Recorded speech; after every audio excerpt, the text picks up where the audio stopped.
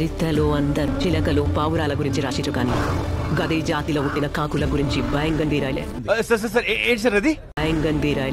భయంగంది రాయలే తిండికి మేరీ అంటే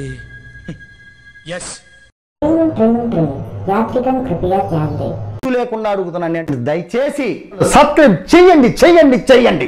నా ఆవేదన అర్థం చేసు. గిది కడుపు మండిన కాకుల కథ. నాకు అర్థం కాలేదు సార్. జమానాకెళ్ళి నడిచే శవాల కథ. సార్ నాకంతా కన్ఫ్యూజన్ గా ఉంది సార్, కొంచెం క్లియర్ గా చెప్పండి మేస్టారు. అమ్మరుములో పాలలేక రక్తం పోసి పెంచిన ఒక జాతి కథ. ఇలాంటివంటే నాకు బాగా ఇంట్రెస్ట్. మనకి చదువు తప్ప అని ఇంట్రెస్ట్ తినా.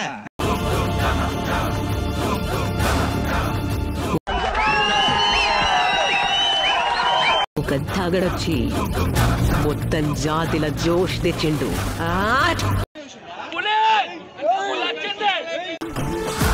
అనిపించుకున్న కాకులు తల్వార్లు పట్టినాయి. సంపెత్తే సంపేండ్రా, ఇలా మెంటల్ టెన్షన్ పెట్టదు. ఒక్కటి గేసిన ఒక లంజా కొడుకు కథ. ఏమిటండి మీరు మాట్లాడేది? ఒక్కటి గేసిన ఒక లంజా కొడుకు కథ. ఏంటది? లంజా కొడుకు కథ. ఏమండి, give respect and take respect, మర్యాదగా చెప్తున్నాను. I know the public pulse. I know how to play kabaddi with the public. నా కొడుకు నాయకుడైన కథ. ఎలా ఉందిరా? షేక్ షేక్ షేక్ ఆడిస్తాను రా. నీ అమ్మ నీ అంత చూస్తాను నేను, నీ అంత చూస్తాను.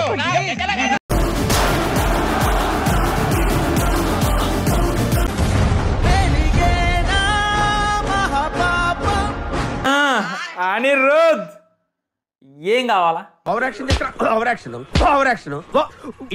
అంటున్నావేంట్రా? పవర్ యాక్షన్ అంటే నాని వదిలేయండి, ఆ కాన్సెప్ట్నే వదిలేయండి. ఈ బ్రాండ్ సరిపోదా సినిమా చూడడానికి? ఈ బ్రాండ్ సరిపోదా? నీలాంటి యూజ్లెస్ ఫెలో తప్ప ఎవడు అలాంటి మాట అండు. మించి జెర్సీ అనేటటువంటిది క్లాసిక్ మూవీ, ఇది ఓరమా సినిమా. నిజమా? అరే ఇంత ఇంటెలిజెన్స్ ఎలా డెవలప్ చేశారా? ఒక లంజా కొడుకు కథ. నవ్వు ఆపుకుంటున్నావు కదరా? ప్యారడైజ్ అంటే స్వర్గం. ఆ విషయం మాకు తెలుసులే.